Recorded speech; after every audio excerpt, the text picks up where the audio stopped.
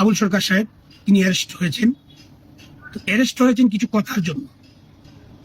কথা হলো, বাউলরা পালা গানে জীব পরম যখন পালা গায় তখন জীব হলো মানুষ, পরম হলো আল্লাহ, মানে জীবাত্মা আর পরমাত্মা। পরমাত্মায় আল্লাহ, জীবাত্মা এগুলো মানুষ। তো উকিলের মতো জেরা করে হাদিস কুরআন এজমা দিয়া, খ্যাস দিয়া এবং নিজের যুক্তিগত উপস্থিত জ্ঞান দিয়া যে যারা যত ছোট করতে পারে। যে পরম, যে আল্লাহর পাঠ করে, তাকে বলা হয় তুমি আল্লাহ ৬০ পয়সার দাম থাকতো না আমি মানুষ যদি না হইতাম, আমি যদি তোমার না রাখতাম, এবাদত বন্দেগী না করতাম, তোমাকে কে চিনত?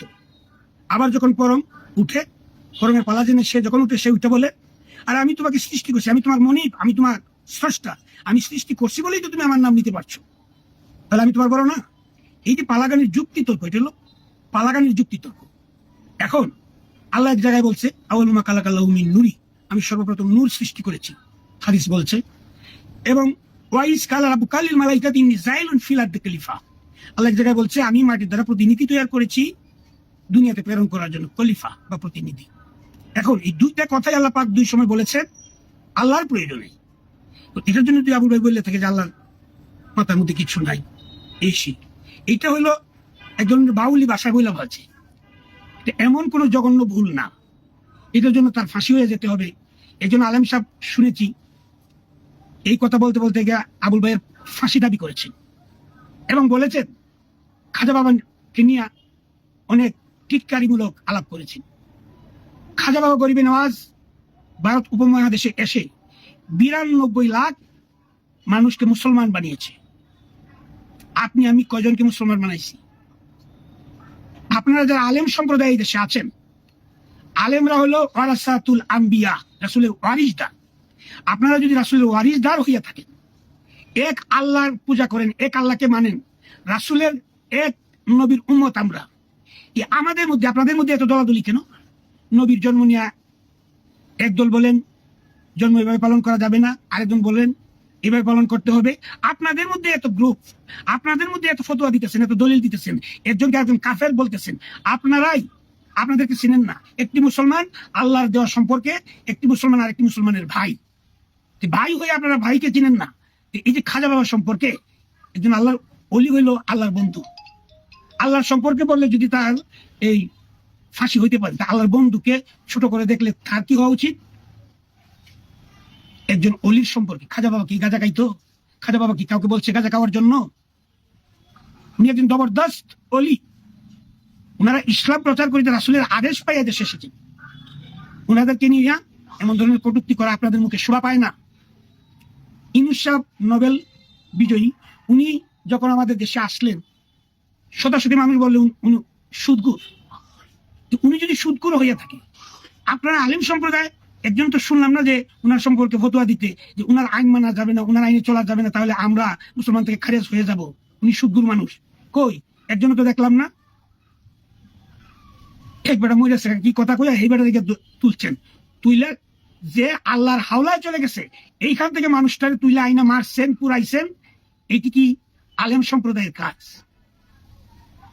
আপনারা আল্লাহকে মানেন, রাসূলের হাদিস বলেন, রাসূলের চরিত্র গঠন করতে পারছেন? রাসূলের চরিত্র আখলাক গঠন করতে পারছেন? আজও পারেন নাই। কেন? রাসূলের খেজুর বাগানে গেছে পানি তুলতে, বালতির রশি ছিঁড়ে বালতি পড়ে গেছে, এটার জন্য ইহুদি রাসূলকে চর মারছে। রাসূল ইহুদির হাতে ধরে বলছে আপনি আমাকে চর মারলেন, এর জন্য যদি ব্যথা পেয়ে থাকেন আল্লাহর রাস্তায় আমাকে ক্ষমা করে দিয়ে। আপনারা যারা আলেম সম্প্রদায়ে আছেন, কাউকে যদি ভুলবশত এরকম একটা চর মারা হয়, আপনারা তো মেরে ফেলবেন সাথে সাথে।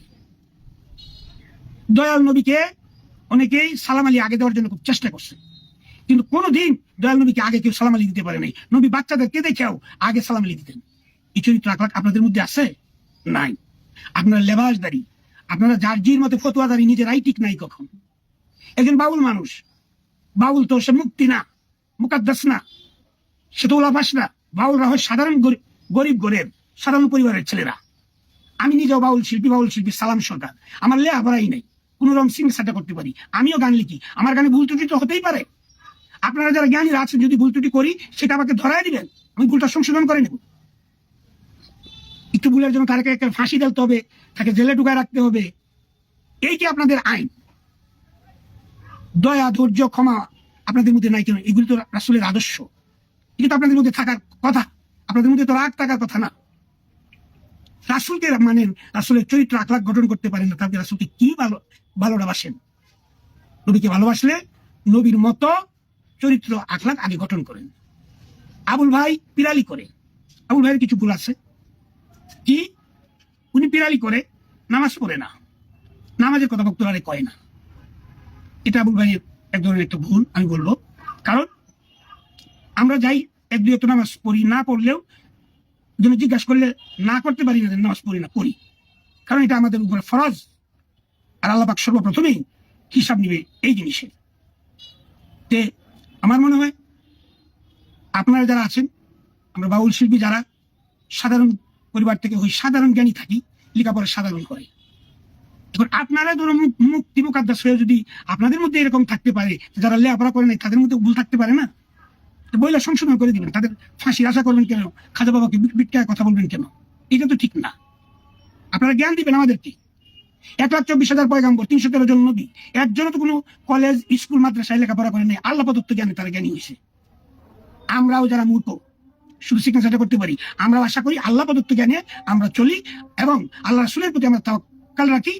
আল্লাহ রাসূল যে জ্ঞান দিয়েছে সেই জ্ঞান অনুসারে আমরা চলি। আমাদের বিশ্বাস এবং ঈমান। আসুন হিংসা বিদ্বেষ ছেড়ে দিয়ে দেশটাকে সুন্দর করে আমরা সবাই গড়ি, এদেশে ইসলাম কায়েম হোক, এটা আমিও চাই। আর বাউলদের মধ্যে যে পালা গানে গিয়ে কোরআন এবং হাদিস নিয়ে যে কথাটা হয়, দর্শক আমি একটা কথা বলি, আপনারা বিবেচনা করবেন। মূলত তো বাউলদেরকে নেওয়া হয় গানের জন্য, গানের জন্য নেওয়া হয়, গান গান, কোরআন হাদিস নিয়ে তো তর্কাতর্কি করার দরকারটা কি? বরং গান চাইতে বেশি হবে। আর কোরআন হাদিস সম্পর্কে বুঝতে চাইলে আলেমদেরকে নিবেন, ওয়াজ করাইবেন। বাউলরা যেন কোরআন হাদিস সম্পর্কে অনেকেই নাপাক অবস্থায় গিয়া এই বেহালা ছেলে উঠে পড়ছে, আবার আয়াত কইতেছে, সূরা কইতেছে। আমার মনে হয় বাউলরা কোরআন হাদিস সম্পর্কে কথা না বলে গান গাইতে গেছে, গান গাই এসে পড়বে, আল্লাহ রাসূলের সঙ্গে বলি, আল্লাহর সঙ্গে গাইবে। আমরা তো আর এই গান গাই না, তালা কুল্লা দে, তালা কুল্লা দে, এই যে ধরনের মহিলারা বাইরেছে। আপনারা এইসব দেখেন, মোবাইলের ভিতরে এত অশ্লীল ছবি, কত জাতের টিকটকের ছবি, এগুলি যে আপনারা আমার ছেলেমেয়েরা দেখতেছে, এতে দেশের ছেলেমেয়েদের জীবন নষ্ট হইতেছে না? এগুলি দেখেন না কেন? ঘরে ঘরে যে টিভির চ্যানেলের কত নানান জাতের ছবি দেখা হইতেছে, এগুলির প্রতি আপনারা দৃষ্টি দেন না কেন? আপনারা ভাইছেন বাউলে দুটো কথা কয়েছে, এটা মহাভারত শুদ্ধ হয়ে গেছে না, এসব করবেন না। আমি সকলকে অনুরোধ করবো, আবুল ভাই একটু ভালো মনের মানুষ, সকলেই আমি আশা করি দেশবাসীর কাছে অনুরোধ রাখবো, সকলেই আবুল ভাইয়ের প্রতি ক্ষমা সুন্দর দৃষ্টিতে দেখে আবুল ভাইকে যেন মুক্তি দেওয়া হয়। এদেশের সরকার, এদেশের ক্ষমতাবান যারা আছেন, আমি সকলের কাছে বিনয়ের সহিত বলবো, বাউল শিল্পী মানুষ, ভুল ত্রুটি তো মানুষ মাত্রই হয়, মানুষ তো ভুলের ঊর্ধ্বে না। আল্লাহর রাস্তায় সকলেই ক্ষমা সুন্দর দৃষ্টিতে দেখবেন।